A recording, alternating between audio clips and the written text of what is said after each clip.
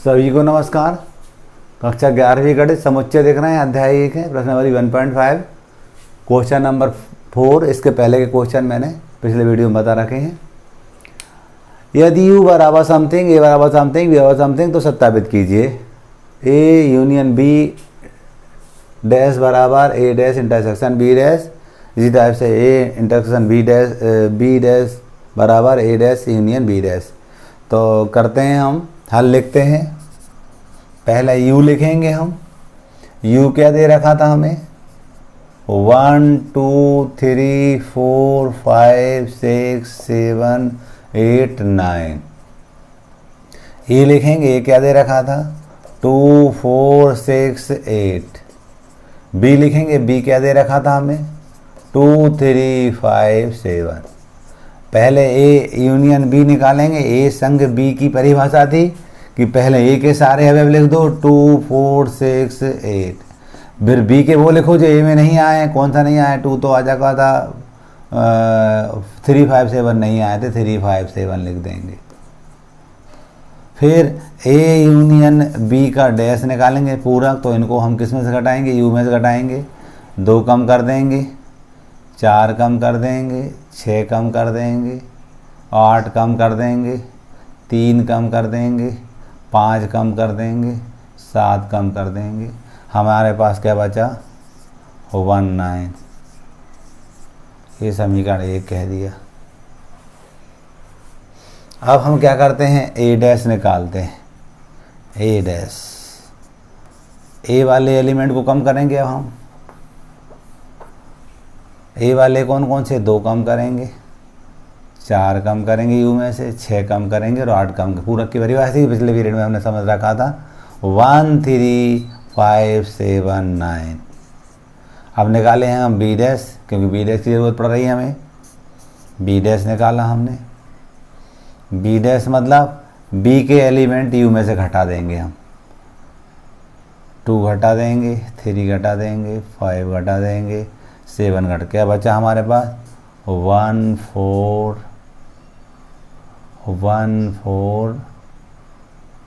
6 8 9 6 8 9। अब हम क्या करते हैं? a इंटरसेक्शन b निकालेंगे। a इंटरसेक्शन b, इसका मतलब जो दोनों में होता है इसको लिख, दोनों में हमें 1 दिख रहा है, 1 लिख देंगे। आगे चलते हैं तो हमें 9 दिख रहा है, 9 लिख देंगे। दोनों में 9 भी है तो 9 लिख देंगे। आप देखेंगे समीकरण 1 में 1 का राइट हैंड और 2 के राइट हैंड दोनों बराबर मिल गए हमें, तो हम डेफिनेटली कहेंगे दोनों बराबर हैं। लिखेंगे यहाँ पर समीकरण 1 व 2 से a यूनियन b का डैश बराबर a dash intersection b dash. यही हमें सिद्ध करना था, हैंस प्रूव्ड। इसी का सेकंड भाग भी इसी टाइप से करेंगे हम। हल लिखेंगे हम। u लिखेंगे। u क्या दिया था? 1 से लेकर 9 तक की संख्या है। 1 2 3 4 5 6 7 8 और 9। अब क्या लिखेंगे? a लिखेंगे। a क्या दिया था? 2 4 6 8। b लिखेंगे। b क्या दिया था? 2 3 5 7। सत्यापित करना है हमें a इंटरसेक्शन b का डैश बराबर a dash union b dash. तो पहले इसको हल करेंगे, फिर इसको हल करेंगे, दोनों बराबर आना चाहिए। पहले a इंटरसेक्शन b निकालते हैं। इंटरसेक्शन मतलब होता है जो दोनों में होते हैं, उसको लिखते हैं। तो 2 यहाँ दिख रहा, 2 यहाँ दिख रहा, 2 आ जाएगा। 3 नहीं है, 6 5 नहीं है, 7 नहीं है, कोई केवल 2 आ रहा है हमारे पास। ठीक है, इसका क्या करेंगे फिर? a इंटरसेक्शन b का डैश निकालने की कह रहे हैं सवाल में, राइट लेफ्ट हैंड में। तो डैश मतलब 2 को कम कर देंगे, तो क्या बचेगा हमारे पास? u में से 2 कम करेंगे तो 1 3 4 5 6 7 8 9। इस टाइप से इसको समीकरण नंबर 1 कह दिया। अब निकालेंगे हम a डैश। a डैश मतलब a के एलिमेंट कम करेंगे u में से, 2 कम करेंगे, 4 कम करेंगे, 6 कम करेंगे, 8 कम करेंगे। तो क्या बचा? 1 3 5 7 9 बचा हमारे पास। फिर इसके बाद क्या करेंगे हम? इसके बाद हमें निकालना है b डैश। b डैश क्या है हमारे पास? क्या कम करेंगे हम? 2 3 5 7, 2 3 5 7 कम करेंगे। तो क्या बचेगा हमारे पास? 1 4 6 8 9। ये बचा हमारे पास। अब फिर क्या करना है हमें, ए डैश यूनियन बी डैश निकालना है। तो यूनियन का मतलब होता है संघ, संघ मतलब पहले ए डैश के सारे एलिमेंट लिख लो, 1 3 5 7 9। फिर बी डैश के वो अब लिखो जो ए में नहीं थे, 1 तो था, 4 नहीं था, 6 भी नहीं था, 8 भी नहीं था। इसको 2 नंबर कह दो। 1 और 2 को देखो, 1 यहाँ है, 3 यहाँ है, 4 भी है, 5 भी है, 6 भी है, 7 भी है, 9 भी है, क्लियर, और 8 भी है। हम बात करते हैं समीकरण 1 व 2 से। दोनों के 1 और 2 को देख रहे हैं, दोनों के राइट हैंड बराबर है तो लेफ्ट भी बराबर होंगे। ए इंटरसेक्शन बी का डैश बराबर A dash union B dash, hence proved. इस टाइप से हमने क्वेश्चन नंबर 4 का सेकंड देखा। अब क्वेश्चन नंबर 5 देखेंगे हम। क्वेश्चन नंबर 5, निम्नलिखित में से प्रत्येक के लिए उपर्युक्त बेन आरेख खींचिए। पहला सवाल हमारा ए यूनियन बी का डैश। हल करने के लिए हम पहले यू मान रहे हैं, हमने ऐसा माना यू बराबर A B C D E F G. A बराबर हमने माना A B C D, B बराबर माना कोई भी एलिमेंट ले सकते हैं, सी डी ई एफ जी।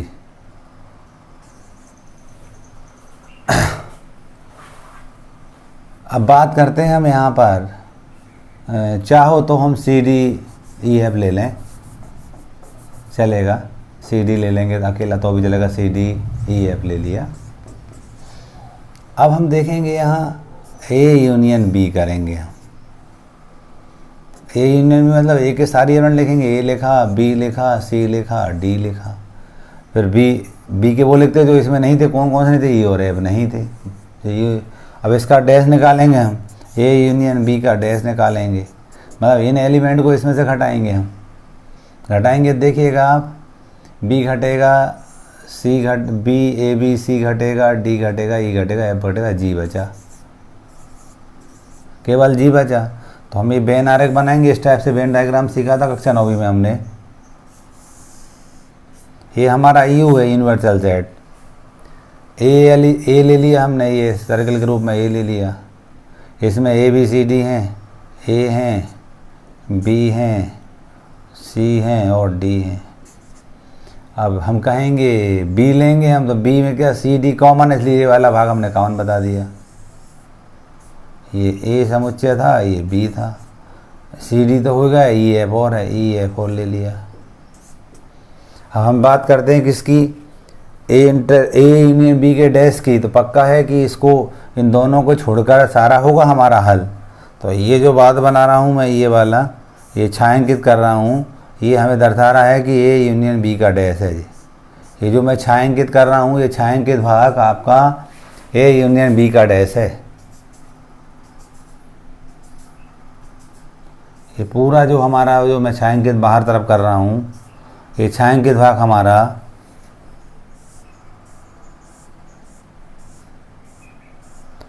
जो छायांकित भाग है वो हमारा ए यूनियन बी का डैश है।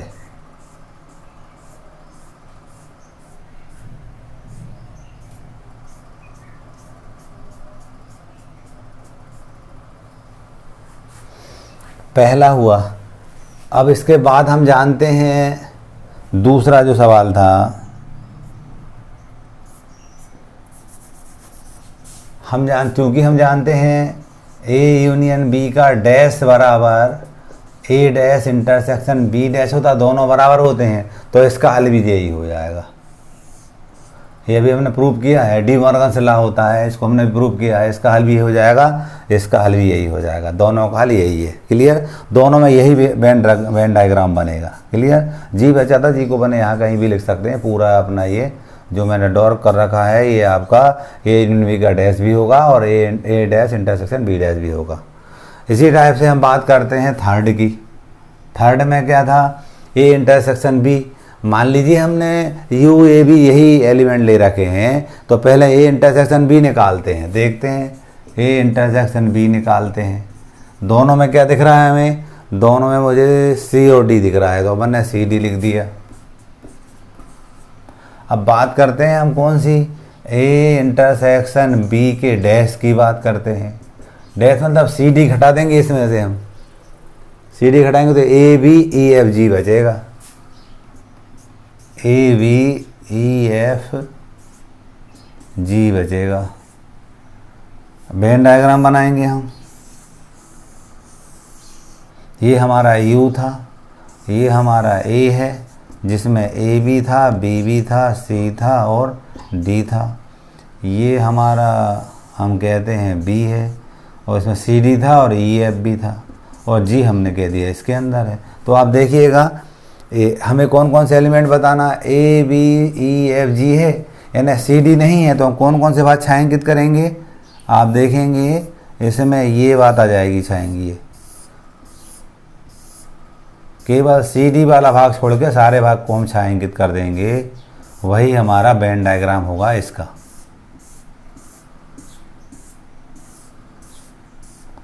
सी डी वाले भाग को हम छोड़ देंगे, बाकी सारा भाग हमारा, क्योंकि सी डी इंटरसेक्शन में था वो घट गया यू में से, बाकी जो बचा है वो सबका सब हमारा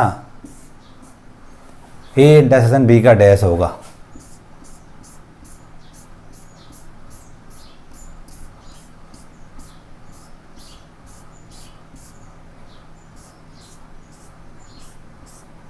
सी डी वाले भाग को छोड़ के सारे भाग को हमने छायांकित कर दिया है और यही हमारा सही वेन डायग्राम होगा। देखिएगा, चूँकि हम जानते हैं चौथे वाले में ए इंटरसेक्शन बी का डैश बराबर A dash union B dash होता था, तो इसका डायग्राम भी चौथे वाले का डायग्राम भी यही होगा। इस टाइप से हमने क्वेश्चन नंबर 5 को कंप्लीट कर लिया एक एग्जाम्पल के माध्यम से। क्वेश्चन नंबर 6, मान लीजिए कि किसी समतल में स्थित सभी त्रिभुजों का समुच्चय सार्वत्रिक समुच्चय U है। यदि ये उन सभी त्रिभुजों का समुच्चय है जिनके एक कोण कम से कम 60 से भिन्न है, तो ए डैश क्या होगा। ठीक है, तो हल लिखा हमने, हल लिख करके U दे रखा था सभी प्रकार के त्रिभुजों के समुच्चय। हम जानते हैं भुजाओं के आधार पर त्रिभुज 3 प्रकार के होते हैं और कोण के आधार पर 3 प्रकार के होते हैं। तो हम यहाँ लिखेंगे भुजाओं के आधार पर पहले समबाहु त्रिभुज, विषमबाहु त्रिभुज और समद्विबाहु त्रिभुज। 3 और कोण के आधार पर समकोण त्रिभुज, न्यून कोण त्रिभुज, अधिक कोण त्रिभुज।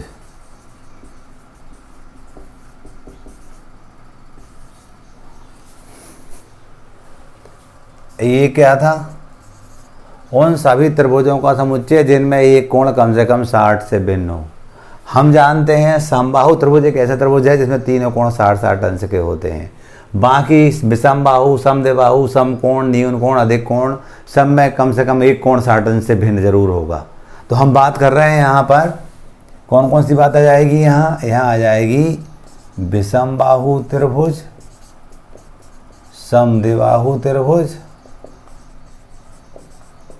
समकोण त्रिभुज, न्यून कोण त्रिभुज, अधिक कोण त्रिभुज।